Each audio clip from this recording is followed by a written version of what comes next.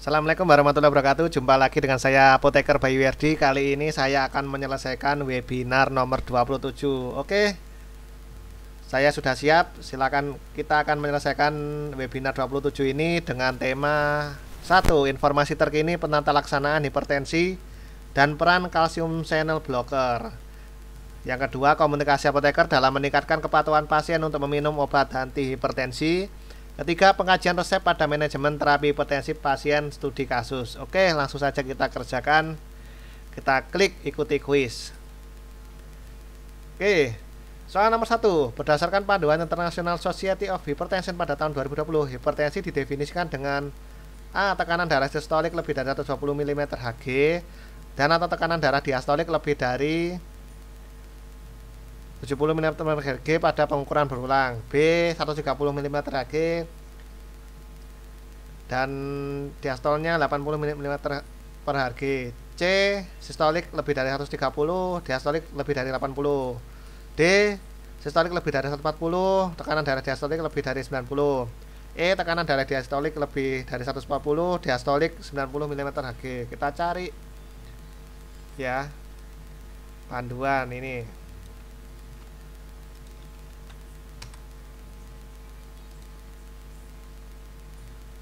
Oke, kita cari di Wikipedia ini. Kita cari tanda gejala. Kemudian mana ya? Pengukuran, kok nggak ada nih.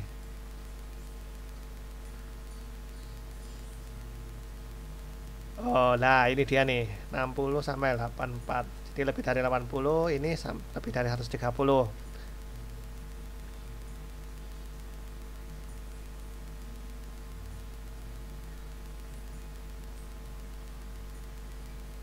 Mana yang ini? Ini 80, lebih dari 120, ini 79. Ya, kita jawab aja lah yang A ya. Oke, soal nomor 2. Pada kondisi apa diagnosis hipertensi dapat ditegakkan pada satu kali kunjungan pemeriksaan? Waduh, ini nih.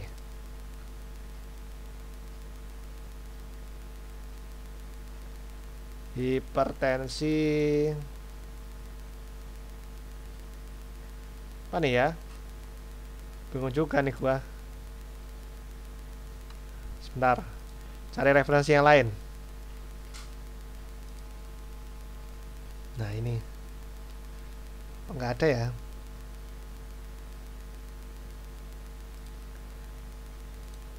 Oh, pusing nih gua.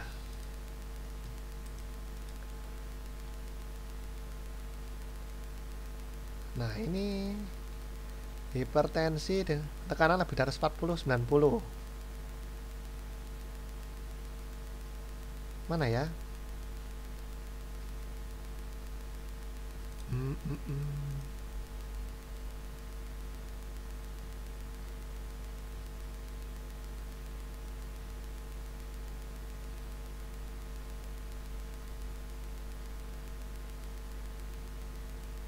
Waduh.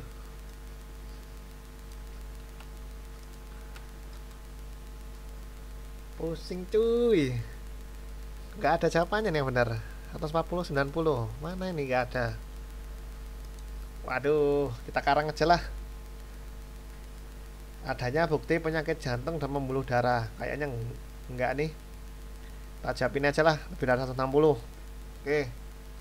Soal nomor 3. Di bawah ini merupakan target optimal tekanan darah pada pasien dengan hipertensi berusia di bawah 65 tahun berdasarkan panduan International Society of Hypertension. Target optimal tekanan darah pada pasien hipertensi. Oh ya. Kita jawab aja kurang dari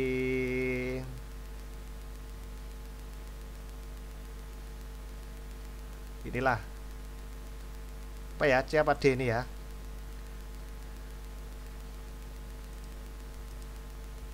C apa D nih? Oh iya, kita jawab D. Soal nomor 4. Pada kondisi apa pasien hipertensi grade 1 tidak langsung diberikan obat antihipertensi setelah ditegakkan diagnosis hipertensi grade 1? A. Diabetes. B. Pasien gejala kronis. C. Berusia kurang dari 50 tahun dengan rasio kolesterol rendah tanpa komorbid. D. Tekanan darah tetap tinggi setelah dilakukan intervensi perubahan gaya hidup selama 3-6 bulan.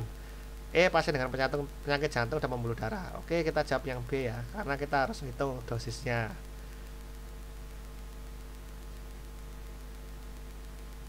B apa C ya? Oh iya, kita jawab C aja lah. Aduh, bingung gua. Soal nomor 5, di bawah ini yang tidak termasuk ke dalam intervensi gaya hidup yang dianjurkan adalah berhenti merokok. Waduh, sayang sekali kalau berhenti merokok. B. Olahraga secara teratur. C. Penurunan berat badan. D. Diet tinggi protein. E. Penurunan konsumsi garam. Kita jawab D ya, diet tinggi protein. Soal nomor 6, di bawah ini yang bukan merupakan terapi lini pertama hipertensi. A. Renin, angiotensin, aldosteron, sistem blocker. C. Kalsium channel blocker. C. Diuretik, heman kalsium. D. Beta blocker. E. S inhibitor. Jawabannya adalah D. Beta blocker. Soal nomor 7, di bawah ini yang merupakan cara kerja amlodipin dalam menurunkan tekanan darah. Amlodipin itu kalsium ya. Ya, ini berarti yang jawabannya B ya.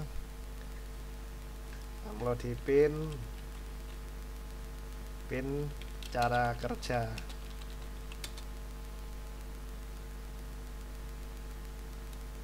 Golongan CCB ya, kalsium channel blocker. Oke, kita jawab B ya. Jelas ini. Soal nomor 8, di bawah ini obat antihipertensi yang tidak termasuk ke dalam golongan kalsium channel blocker. Ya, sodium blocker ya, pin itu. Verapamil DTSM ini termasuk non dihidropiridin kayaknya itu. Nah, bener nggak? Lu cek aja lah. Kita klik E, captopril. Soal nomor 9, di bawah ini merupakan efek samping pemberian amlodipin. A. Bengkak. B. Bradikardi. C. Hipokalemi. D. Batuk. Dan E. Aritmia. Oke, kita cari isoamlodipin apa ya? Isoamlodipin.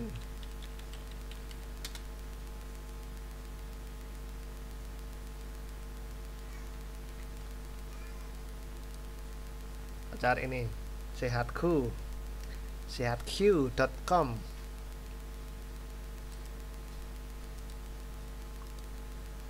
Apa ya? Efek samping ya kan? Jantung berdegup kencang, mual, membengkak, lelah atau pusing. Bengkak.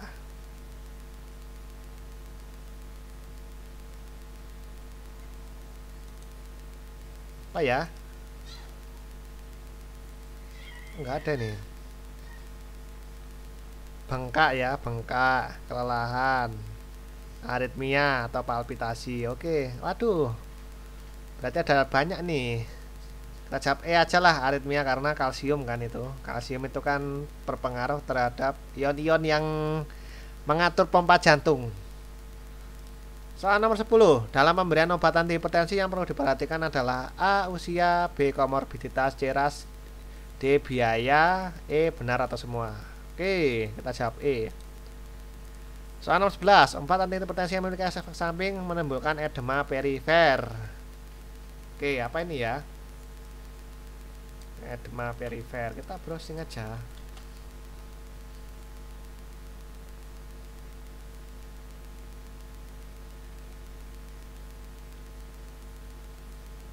Aduh, apa nih? Antagonis kalsium ya kan, antagonis kalsium. Kita lihat apa nih, nifedipin berarti. Soal nomor 12, obat antihipertensi yang memiliki efek samping menyebabkan peningkatan asam urat.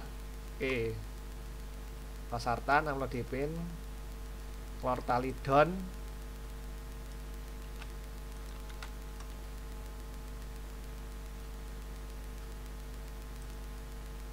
Kita cari di sini asam urat. Asam urat. Asam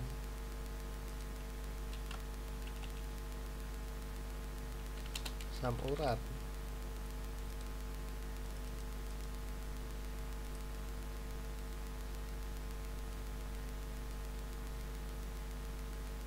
Furosemid, losartan menurunkan asam urat.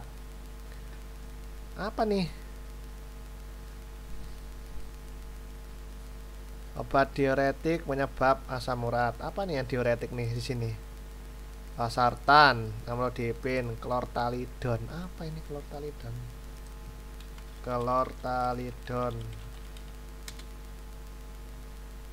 Oh, diuretik ini. Waduh, ini berarti jawabannya. Dari tadi gua cari-cari diuretik mana nih? Valsartan bukan, amlodipin bukan, lamivir bukan. Oke lah, jawabannya C. Soal nomor 13. Contoh ketidakpatuhan yang tergolong tidak sengaja oleh pasien. A. Lupa minum obat. B. Tidak menebus resep dari dokter. C. Khawatir dengan efek samping. D. Tidak dapat menelan obat. Wah, apa ya tidak sengaja berarti? Lupa berarti ya. Karena lupa itu kan nggak sengaja. Oke. Masuk kan? Iya kan? Soal nomor 14. Alat bantu yang dapat dipakai untuk mengukur tingkat kepatuhan pasien dalam minum obatnya. Framingham. Apa nih? Morisky scale. Coba kita lihat Morisky scale.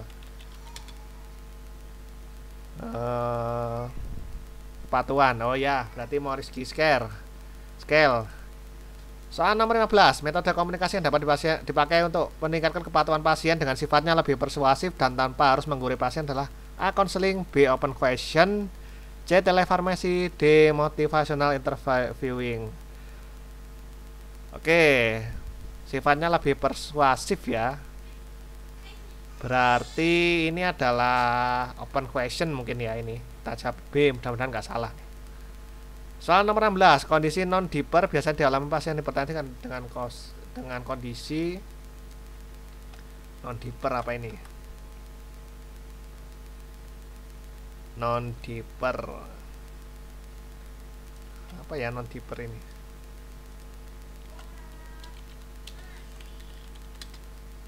Non-diper slow coronary flow among hypertensive with normal coronary angiogram.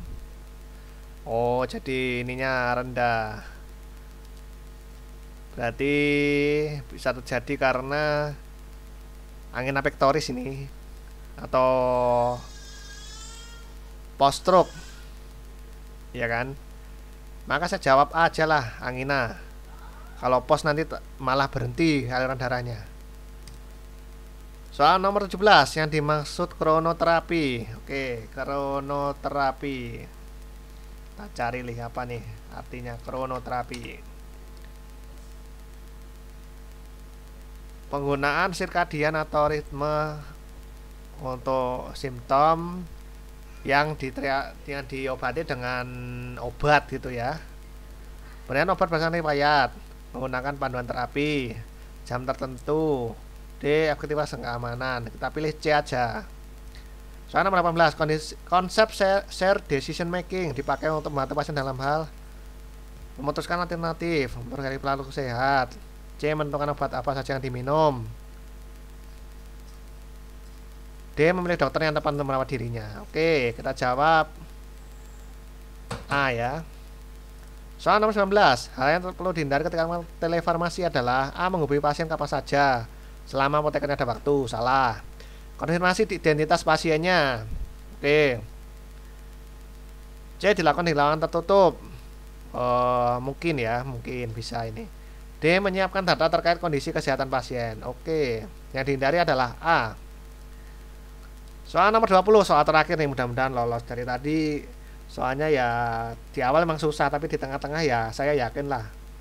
Karena saya tadi nggak banyak ngintip. Soal nomor 20. Dalam melakukan telefarmasi, apoteker perlu memahami website manner. Hal yang tidak termasuk dalam website manner adalah A. Dapat dilakukan di ruang peracikan. B. Pencahayaan memadai. C. Posisi kamera E level. D. Berpenampilan rapi. Oke. Jawabannya adalah A ya. Masa dilakukan di ruang peracikan? Jelaslah itu salah. Oke. Soal selanjutnya kita klik. Waduh. Kurang satu nih men. Nilai gua 65 nih. Oke lah, kita coba ulang lagi. Masa kita gagal.